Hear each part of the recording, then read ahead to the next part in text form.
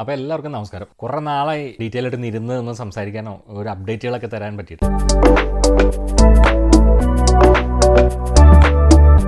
Family expand ആയി. ഇപ്പം 3 കുട്ടികൾ, ജോലി കാര്യങ്ങളെല്ലാം ആയിട്ടൊക്കെ നല്ല രീതിയിൽ അങ്ങനെ പോകുന്നു. ഹസ്ബൻഡും വൈഫും 3 പിള്ളേരായിട്ടുള്ള ഒരു കൊച്ചു കുടുംബം സന്തോഷകരമായിട്ട് കനേഡിയൻ ജീവിതം അങ്ങനെ മുമ്പോട്ട് പോയിക്കൊണ്ടിരിക്കുന്നു. അതാണ് സോഫാർ. ഇന്നെന്ന് പറയുമ്പോഴത്തേക്ക് 27 അല്ലേ? അപ്പോൾ ഡിസംബർ 27 ക്രിസ്മസ് ഒക്കെ കഴിഞ്ഞ് ഇന്ന് ഈ ക്യാമറയും പിടിച്ചുകൊണ്ട് നിങ്ങളുടെ മുമ്പിൽ വന്ന് ഇരിക്കാൻ തോന്നിയതിൻ്റെ കാരണം എന്ന് വെച്ചാൽ നാട്ടിൽ നിന്ന് ഞാൻ കയറിയിട്ട് 15 വർഷമാണ്. ഈ പറയുന്ന പോലെ ഒരു ഡിസംബർ 27 തീയതി 2010 ഡിസംബർ 27 തീയതി കയറണത് ഇങ്ങോട്ട് ഒരു 10-20 ഇന്റർനാഷണൽ സ്റ്റുഡൻസ് ഏതാണ് എറണാകുളത്തുള്ള ഇന്റർനാഷണൽ അക്കാഡമിയുടെ കെയർ ഓഫിൽ അവർ ആണ് വിസയും കാര്യങ്ങളൊക്കെ എടുത്ത് തന്നത്. കയറി പോന്ന് ബാംഗ്ലൂർ വന്നൊരു 3 ദിവസം സ്റ്റക്ക് ആയിരുന്നു. അതിൻ്റെ ഒരു ചെറിയ കഥ പറയുവാണെങ്കിൽ അത് പറയണമല്ലോ അല്ലേ. അപ്പോൾ ഇന്റർനാഷണൽ അക്കാദമി എന്ന് പറയുന്നത് ഇപ്പോഴത് ഉണ്ടെന്ന് തോന്നുന്നു എറണാകുളത്ത്, രവിപുരം റോഡോ അങ്ങനെ എന്തൊക്കെയാണ് എൻ്റെ പേര്. അപ്പോൾ ഈ ഇന്റർനാഷണൽ അക്കാദമി വഴി ഞങ്ങളൊരു 10-25 പേരോ 20-25 പേരുണ്ടെന്ന് തോന്നുന്നു. അപ്പോൾ ഇവർക്ക് എല്ലാവർക്കും കൂടി ഒരു ദിവസത്തേക്കാണ് ടിക്കറ്റ് എടുത്തേക്കണേ, ബാംഗ്ലൂരിൽ നിന്ന് ടിക്കറ്റ്. അതായത് എനിക്കൊന്ന് ക്രിസ്മസിൻ്റെ അന്നോ 26 തീയതി രാവിലെ ബാംഗ്ലൂരിൽ നിന്ന് പോരേണ്ട ഇവർ ഞങ്ങൾക്ക് എല്ലാവർക്കും കൂടിയാണ് ടിക്കറ്റ് എടുത്ത് തന്നെ. അതായത് ഏജൻസിക്കാർ തന്നെ ടിക്കറ്റും എല്ലാം അറേഞ്ച് ചെയ്ത് തന്നെ, നമ്മൾ പൈസ കൊടുക്കണം. അപ്പോൾ അത് കഴിഞ്ഞിട്ട് അവർ എന്താ ചെയ്തെന്ന് വെച്ച് കഴിഞ്ഞാൽ ബാംഗ്ലൂരിൽ നിന്ന് ടിക്കറ്റ് കിട്ടിയത് ബ്രിട്ടീഷ് എയർവേസിൻ്റെ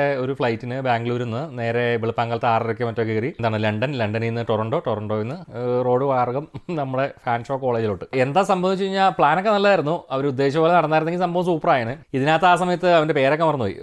ഒരു അസിസ്റ്റന്റ് മാനേജർ ഒരു ടീം ഉണ്ടായിരുന്നു ആ കൂട്ടത്തിൽ. അപ്പോൾ ഇവനാണ് നമുക്ക് ട്രാൻസ്പോർട്ടേഷൻ അറേഞ്ച് ചെയ്യണേ. ഏത് നമുക്ക് എറണാകുളത്ത് നിന്ന് ബാംഗ്ലൂർ വരെ വരണമല്ലോ. അപ്പോൾ ആ സമയത്ത് ഈ പറയുന്ന പോലെ ഇപ്പോഴത്തെ പോലെ ലോ കോസ്റ്റ് എയർലൈൻ എന്നുള്ള സമയമൊന്നുമില്ല, 15 കൊല്ലം മുമ്പല്ലേ, ബസ് തന്നെയാണ് വഴി. അപ്പോൾ പുള്ളി എന്താ ചെയ്തതെന്ന് വെച്ച് കഴിഞ്ഞാൽ പുള്ളി ഞങ്ങളോട് പറഞ്ഞു ഒരു വോൾവോ അറേഞ്ച് ചെയ്ത് തരാം, 2000 രൂപ 2500 രൂപ പെർ ഹെഡ് കൊടുത്താൽ മതി. നല്ല അടിപൊളി മൾട്ടി ആക്സിൽ വോൾവോയ്ക്ക് നമ്മൾ എറണാകുളത്ത് നിന്ന് കയറ്റി നേരെ ബാംഗ്ലൂർ എയർപോർട്ടിൽ കൊണ്ട് രാവിലെ ചെക്ക് ഇൻ ചെയ്യേണ്ട സമയത്ത്, അതായത് 6:30 ഫ്ലൈറ്റ് 3 മണിക്ക് മുമ്പ് സുഖമായിട്ട് നമ്മളോട് എത്തിക്കുന്നു. നമ്മൾ കയറി എന്താണ് ലാവിഷായിട്ട് അങ്ങോട്ട് പോകണം. എല്ലാവർക്കും 23 കിലോയുടെ പെട്ടി, ചെറിയൊരു 8 കിലോയുടെ ക്യാരി ബാഗ്, എല്ലാ സംഭവങ്ങളും ഉണ്ടല്ലോ അതിനകത്ത്. നമ്മൾ നോക്കി കഴിഞ്ഞപ്പോൾ അതാണ്, നമ്മൾ ഫ്രീക്വന്റ് ഫ്ലയറോ സംഭവങ്ങളൊന്നുമില്ല, ഫ്രീക്വന്റ് ബസ്സിൽ യാത്ര ചെയ്യുന്നതല്ലാണ്ട് ഓട്ടോറിക്ഷ സംഭവങ്ങളൊക്കെ ഉള്ളൂ ആ സമയത്ത് ഫ്രീക്വന്റ് ആയിട്ടുള്ളത്. കൂടുതലും ഈ പറയുന്ന പോലെ സൈക്കിൾ ഓട്ടോറിക്ഷ കാര്യങ്ങളൊക്കെയാണ്. പ്ലെയിനൊക്കെ എന്നൊക്കെ പറഞ്ഞാൽ അന്നൊക്കെ കേട്ടിട്ടൊക്കെ ഉള്ളൂ. ആദ്യമായിട്ട് പ്ലെയിനിൽ കയറുന്നതും അന്ന് തന്നെയാണ്. ഏത് ഈ ബാംഗ്ലൂർ ഈ കാനഡയ്ക്ക് വരാൻ നേരത്താണ് ആദ്യമായിട്ട് പ്ലെയിനിൽ കയറണം. ഏത് പ്ലെയിൻ്റെ അടുത്ത് എയർപോർട്ടിൻ്റെ അടുത്ത് വരെ പോയ ആ സമയത്ത് ആദ്യമായിട്ടാണ്. പുള്ളി ഇതിനകത്ത് വേറൊരു ലാബ് കച്ചവടം കണ്ടു.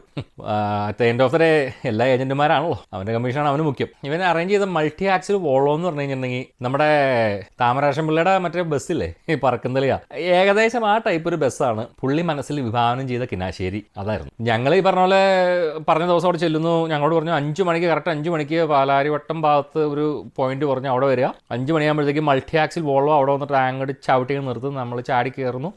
അടിയിലൊക്കെ മറ്റേ മൾട്ടി ആക്സിൽ വോൾവോ എന്നൊക്കെ പറഞ്ഞാൽ അടിയിൽ ഇഷ്ടം പോലെ ലഗേജ് വെക്കാനുള്ള സ്ഥലമല്ലേ, 23 കിലോയുടെ പെട്ടികളും സംഭവവും ബാഗും എല്ലാം അതിൻ്റെ അടിയിലിടുന്നു. കയറുന്നു, മൾട്ടി ആക്സിൽ സെമി സ്ലീപ്പറിൽ അങ്ങോട്ട് കിടന്ന് ആസ്വദിച്ച് പോകുന്നു. ഇതാണ് ഞങ്ങളോട് പറഞ്ഞിരുന്നത്. അപ്പോൾ 2500 രൂപ മറ്റോ പെർ ഹെഡ് മേടിച്ചും വെച്ചിട്ടുണ്ട്. നമ്മൾ കോതമംഗലത്ത് നിന്ന്, നമ്മൾ കോതമംഗലമാണല്ലോ, അപ്പോൾ കോതമംഗലത്ത് നിന്ന് അപ്പനും ഉണ്ട് അമ്മയോടും എല്ലാവരും യാത്രയൊക്കെ പറഞ്ഞ് നമ്മൾ 23 കിലോയുടെ 2 പെട്ടി, വേറൊരു 7 കിലോയുടെ പെട്ടി, ഒരു കുഞ്ഞ് ക്യാരി ബാഗ്, ഈ സംഭവങ്ങളെല്ലാം ആയിട്ട് നമ്മുടെ ഒരു കൂട്ടുകാരൻ വന്ന് നമ്മളെ കോതമംഗലത്ത് വന്ന് ഡ്രോപ്പ് ചെയ്ത് ബസ് സ്റ്റാൻഡിൽ KSRTC സ്റ്റാൻഡിൽ ഇറക്കി വിടണേ. എറണാകുളത്തേക്കൊക്കെ പോകാനായിട്ട് KSRTC ആണ് നമുക്ക് അന്ന്. ഇന്നെങ്ങനെയെന്ന് എനിക്കറിയില്ല. അന്ന് നമുക്ക് നമ്മുടെ മെയിൻ അതാണ് നമ്മുടെ മോഡ് ഓഫ് ട്രാൻസ്പോർട്ടേഷൻ. അത് നേരെ KSRTC സ്റ്റാൻഡിൽ അവൻ കൊണ്ടുവന്ന് വിട്ടു. നമ്മൾ ഈ പെട്ടിയൊക്കെ ആയിട്ട് KSRTC ബസ്സിൽ കയറി. അവർ കൊണ്ടുവന്നിട്ട് KSRTC ബസ് എന്ന് പറയുമ്പോഴത്തേക്ക് എറണാകുളത്ത് ഈ പറഞ്ഞ പോലെ പാലാരിവട്ടം ഭാഗത്ത് അവിടെ എവിടെയാണ് മെയിൻ ഇടപ്പള്ളിയിൽ അവിടെ കണ്ടാണ് ആ ബസ് കടന്നു പോകുന്നത്. അതായത് ആലുവ എറണാകുളം റൂട്ടിൽ വന്നിട്ട് അവിടെ നിന്ന് കുറച്ചും കൂടി ഉള്ളോട്ട് നമുക്ക് കുറച്ച് നടക്കണം. അപ്പം ഞാൻ 23 കിലോയുടെ ഒരു പെട്ടി വലിക്കുന്നു. അപ്പനാണെങ്കിൽ നല്ല വെള്ളമുണ്ട കൊടുത്ത് മടക്കി കുത്തി 23 കിലോയുടെ വേറൊരു പെട്ടി, എൻ്റെ കയ്യിൽ ക്യാരിയോണും ഉണ്ട്. ഇതെല്ലാം ആയിട്ട് 1/2 കിലോമീറ്ററോളം ഓടണം. ഞങ്ങൾ ചെന്നപ്പോൾ കറക്റ്റ് 4:45 കണ്ടായി ഓടാണ്. ബസ് മിസ്സാകാൻ പാടില്ല. മൾട്ടി ആക്സിൽ വോളെ നമ്മൾ നോക്കിയിരിക്കണേ.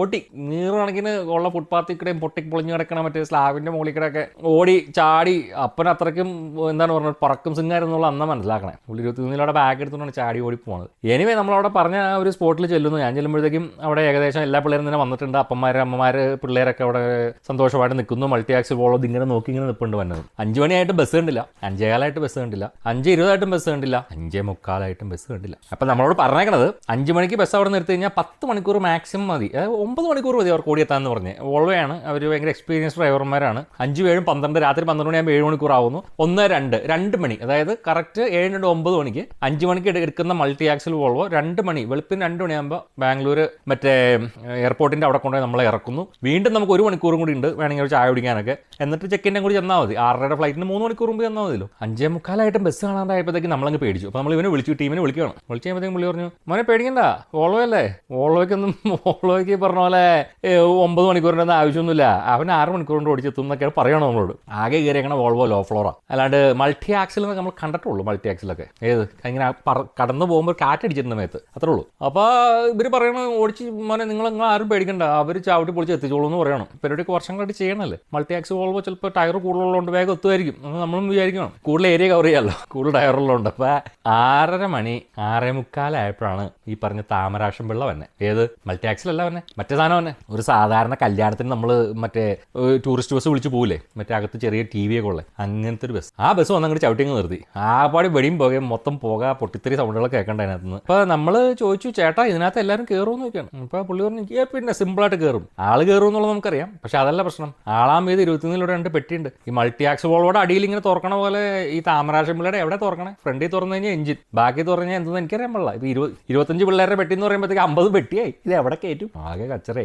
ഇവർ പറഞ്ഞ് ഞങ്ങളോട് ഇതാ പറഞ്ഞേക്കണേ, ഞങ്ങളോട് പറഞ്ഞ വണ്ടി ഞങ്ങൾ വന്നു, ഞങ്ങൾക്ക് അറിയാൻ പാടില്ല. വീണ്ടും മറ്റവനെ വിളിച്ചു. അവൻ പറഞ്ഞു അത് ചെറിയൊരു പ്രശ്നം ഉണ്ടായതാണ്, നമ്മൾ ഉദ്ദേശിച്ച പോലെ കാര്യം നടന്നില്ല, അപ്പോൾ മറ്റേ വണ്ടി വരാൻ ഇച്ചിരി താമസം കൂടി ഉണ്ടായിരുന്നു, അതുകൊണ്ട് ഞങ്ങൾ ഇത് അറേഞ്ച് ചെയ്തു, കുഴപ്പമില്ല, ഇതിന് ടയർ കുറവാണെന്നുള്ളൂ, 2 ആക്സിൽ കുറവാണെന്നുള്ളൂ, വേറെ വിഷയമൊന്നുമില്ല, പുള്ളി ഓടിച്ചെത്തിക്കോളെന്ന് പറയാം. അപ്പോഴും നമ്മൾ വിശ്വസിച്ചു. വർഷങ്ങളായിട്ട് കച്ചവടം നടത്തുന്ന ആളല്ലേ, പുള്ളിക്ക് അറിയാമല്ലോ. നമ്മളെന്ന് പറഞ്ഞിട്ടുണ്ടെങ്കിൽ റൂക്കികളിൽ ഈ താമരാക്ഷം പിള്ള വന്ന് നമ്മളെല്ലാം കൂടി വട്ടം കൂടി. അപ്പോൾ എന്താ ഈ പെട്ടിയെല്ലാം കൂടി എവിടെ കയറ്റും എന്നുള്ള ചോദ്യം. എല്ലാവരും 2.5 വെച്ചുണ്ട് പെട്ടി 21 എന്നിട്ട് എന്ത് ചെയ്തെന്ന് വെച്ച് കഴിഞ്ഞാൽ ഇവർ പുറകിന്നുള്ള ഒരു റോ പിന്നത്തെ 2 റോയും കൂടി സീറ്റ് ഇളക്കി എടുത്തിട്ട് ആ സാധനം ഊരി നമ്മളെ കൊണ്ട് നിർത്തിയേക്കണമെന്ന് പറഞ്ഞിട്ടുണ്ടെങ്കിൽ ഇവരുടെ ഏതോ സബ് ഏജന്റിന്റെ ഓഫീസിന്റെ മുമ്പിലാണ് കൊണ്ട് നിർത്തിയേക്കണേ. അവർ 5 മണിയായി പഠിച്ച് വീട്ടിൽ പോയി, ഇടിയുള്ളൂ എന്ന് മനസ്സിലായിരുന്നു. അപ്പോൾ എന്നിട്ട് അവരുടെ വരാതെ കൊണ്ടുപോയിട്ട് ഈ സീറ്റെല്ലാം കൂടി കൊണ്ടുവച്ചു. എന്നിട്ട് ഈ പെട്ടി എല്ലാം കൂടി എടുത്ത് പുറകിൽ അടുക്കി ഇങ്ങോട്ട് വെക്കുകയാണ്. വെച്ച് നിറച്ച് കുത്തി കയറ്റി അവിടെയൊക്കെ കയറ്റി ദേ ഈ നമ്മൾ ഈ പറഞ്ഞ പോലെ എന്താ പറഞ്ഞ പെരുന്നാളിന് മറ്റേ നമ്മൾ ബസ്സിൽ കയറി പോണ പോലത്തെ ഒരു അവസ്ഥയിലാണ് നമ്മൾ അതിനകത്ത് കയറുന്നത്. ബാഗിന്റെ മുകളിൽ കൂടെ ചാടി ഉരുണ്ട് കടകം മാറി കടകത്തിൽ ഒഴിഞ്ഞ് 2.5 അച്ചാർ രൂപയിലൊക്കെ കയറി ചവിട്ടി എന്നൊക്കെയാണ് പറയണത്. ആർക്കറിയാം ഇതല്ലേ അവസ്ഥ.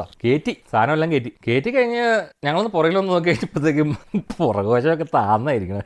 ഏത് താമരാശമലയുടെ ബാക്ക് ഏകദേശം നിലത്തിരിച്ചാൽ നിൽക്കണേ. അമ്മാര് സാധനമല്ലേ വെയിറ്റ് ചെയ്തിരിക്കണേ. ഒന്നും മിണ്ടാനില്ല. ആരോടാ പറഞ്ഞേ? കയറി വണ്ടിക്കകത്ത് കയറി 7 മണിയായപ്പോഴാണ് വണ്ടി എടുക്കണേ. അപ്പോൾ 2 മണിക്കൂർ അവിടെ മാറി വണ്ടി എടുത്തു. ഞങ്ങൾ ചോദിച്ചേട്ടാ ഞങ്ങൾക്ക് 3 മണിയാകുമ്പോൾ ചെല്ലണം കേട്ടോ, ഈ സംഭവം പണി പാളും, കാരണം നമുക്ക് പോകാനുള്ള ഫ്ലൈറ്റാണ്, ഇന്റർനാഷണൽ ഫ്ലൈറ്റാണ്, 3 മണിക്കൂർ മുമ്പ് ചെക്ക് ഇൻ ചെയ്യണം.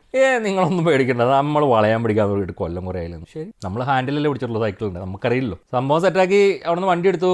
1 മണിക്കൂർ എങ്ങോട്ടായിരുന്നു തോന്നും. 1 മണിക്കൂർ അങ്ങോട്ട് ഓടി കഴിഞ്ഞപ്പോഴത്തേക്കും ഒടുക്കത്തെ ചൂട് വണ്ടിക്കകത്ത്. ചില ജനൽ ഈ വിൻഡോ ഒന്നും ചിലത് തുറക്കില്ല, ചൂട്. ചേട്ടാ AC ഉണ്ടോന്ന് ആക്സിലൊന്നും കുറവാണെങ്കിലും AC ഒന്ന് കൂടാലോ, AC ഉണ്ടോന്നൊക്കെയാണ് പുള്ളിയുടെ മുഖത്തൊരു പുച്ഛഭാവം. എന്തിന് AC? ഇത് ഇത്രയും ആൾക്കാരും കയറി ഇരുന്ന് ആകപ്പാടെ കച്ചറയായിട്ട് നമ്മൾ ചില ജനലും തുറക്കാനുള്ള ഫാൻ ഉണ്ടെന്ന് പറഞ്ഞു. മുകളിൽ മറ്റേ കാറ്റ് തന്നെ സോനാപ്പിളി ഉണ്ടെന്നാ പറഞ്ഞു. ഒരു AC വർക്ക് ചെയ്യാനുള്ളതെന്ന് എന്തോ ഞാൻ പറഞ്ഞതെന്ന്. അതങ്ങോട്ട് തുറന്നതേ ഓർമ്മയുള്ളൂ. കുറെ പൊടി അതങ്ങോട്ട് എങ്ങാണ്ട് ഷെഡിൽ മൂടിയിട്ടിരുന്ന ബസ് എങ്ങാണ്ട എല്ലാം മറ്റേ വെന്റി കൂടെ ഈ പറഞ്ഞ പോലെ വെളുത്ത പൊടി, മഞ്ഞപ്പൊടി, എന്നാണ്ട് പൊടിയൊക്കെ പറന്നു വരണം. നമ്മുടെ കൂടെ ഇരുന്നൊരു വിദ്വാൻ പറയുന്നുണ്ട്, കാനഡയിൽ ഇതുപോലെ ആയിരിക്കില്ലേ മഞ്ഞ് വീഴണമെന്നൊക്കെ. നമുക്ക് സന്തോഷമായി. അപ്പോൾ അതിൻ്റെ ഒരു വിഷമം മാറി, കുളിരങ്ങ് കയറി.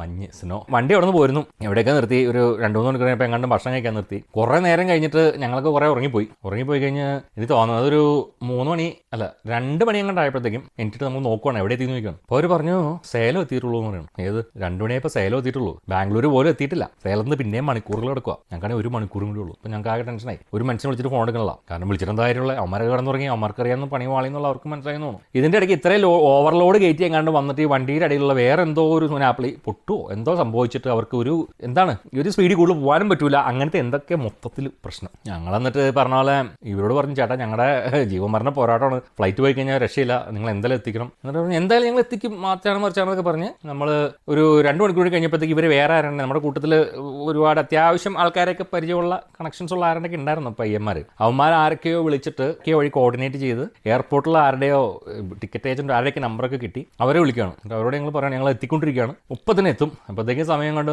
4 മണി കഴിഞ്ഞ് 4:30 കണ്ട എപ്പോഴാണ് ബാംഗ്ലൂർ ഭാഗത്തോട്ടും കണ്ട് എത്തണം. അപ്പോൾ ഞങ്ങൾ പറയണത് എയർപോർട്ടിൽ ഞങ്ങൾക്ക് കാണാം, ഫ്ലൈറ്റിൻ്റെ ബാക്ക് വശം ഞങ്ങൾക്ക് കാണാം, വാല് കാണാൻ പോവല്ലേ, ഞങ്ങളിപ്പോൾ എത്തും എന്നൊക്കെ പറഞ്ഞ്. അപ്പോൾ 10-25-26 പിള്ളേർ കയറാനുള്ളതാണല്ലോ ഫ്ലൈറ്റിൽ. അപ്പോൾ അവരെന്തായാലും അത് ഇച്ചിരി ഹോൾഡ് ചെയ്യുമെന്ന് എനിക്ക് തോന്നുന്നു. ഈതർവേ ഞങ്ങൾ അവിടെ ചെന്നപ്പോഴത്തേക്ക് 7:30 മണി, 6:30 മണിക്ക് പോകേണ്ട ഫ്ലൈറ്റ്. ഞങ്ങൾ 7 മണി അവിടെ ചെന്നു. ഫ്ലൈറ്റിൻ്റെ വഴിക്ക് പോയി. ആകെ പ്രശ്നം.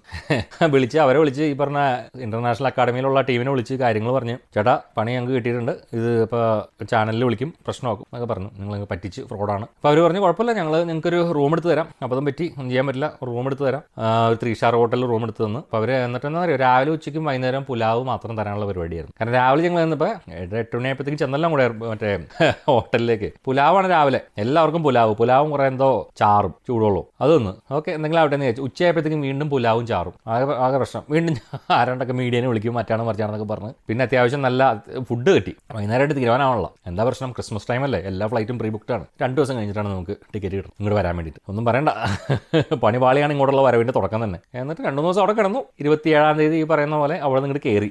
27-ാം തീയതി കയറിയെന്നുള്ള കഥ പറയാൻ വേണ്ടിയിട്ട് സത്യം പറഞ്ഞു കഴിഞ്ഞാൽ ഇപ്പോൾ ഇതുമായിട്ട് വന്നിരുന്നത്. പക്ഷേ ഈ കഥ നിങ്ങളോട് എനിക്ക് പറഞ്ഞിട്ടില്ല എന്നാണ് എൻ്റെ ഒരു വിശ്വാസം. അപ്പോൾ ഇതൊന്ന് പറഞ്ഞോന്ന് തോന്നി. 15 വർഷങ്ങൾക്ക് മുമ്പ് എന്താണ് തല നിറച്ച സ്വപ്നങ്ങളായിട്ട് ഫ്ലൈറ്റ് കയറാൻ, ആദ്യമായിട്ട് ഫ്ലൈറ്റ് കയറി എന്താണ് നാട് കടന്ന് രക്ഷപ്പെടാൻ വേണ്ടി ഇറങ്ങിയ ഒരു 25 വയസ്സുകാരൻ്റെ, അന്ന് 25 വയസ്സ് കറക്റ്റ് 40 വയസ്സായപ്പോൾ 25 വയസ്സുകാരൻ്റെ സ്വപ്നങ്ങൾ ഒന്ന് പാളിയതാണെന്ന് അവിടെ വെച്ചിട്ട്. പിന്നെ ദൈവം സഹായിച്ച് കയറി പോന്നു. ഇവിടെ വന്നിട്ട് ഇറങ്ങിയിട്ടുള്ള കഥകളൊക്കെ ഇങ്ങോട്ട് പറഞ്ഞിട്ടുണ്ട്. ഇതുവരെ പാർട്ട് 2 പറയാൻ വന്ന കാര്യം എന്ന് വെച്ച് കഴിഞ്ഞാൽ, നാട്ടിൽ നിന്ന് കയറിയിട്ട് ഈ പറഞ്ഞ പോലെ 15 വർഷം തികയാണ്. 25 വയസ്സിലാണ് അവിടെ നിന്ന് കയറുന്നത്. ഇത് 40 വയസ്സ് കഴിഞ്ഞു. അടുത്ത ഒരാഴ്ച കൂടി കഴിഞ്ഞ് കഴിഞ്ഞാൽ 41 കയറുകയാണ്. 41 നോട്ട് ഔട്ട്. കാനഡയിൽ വന്നിട്ട് ഒരുപാട് സ്ഥലങ്ങൾ നമ്മൾ സഞ്ചരിച്ചു. ടൂർ പോയ കഥയൊന്നും അല്ല കേട്ടോ, നിലനിൽപ്പിന് വേണ്ടിയിട്ട് നമ്മൾ സഞ്ചരിച്ച കഥകളാണ്, സ്ഥലങ്ങളാണ്, മാറിയ സ്ഥലങ്ങളാണ്, ഓടിയ ഓട്ടങ്ങളാണ്.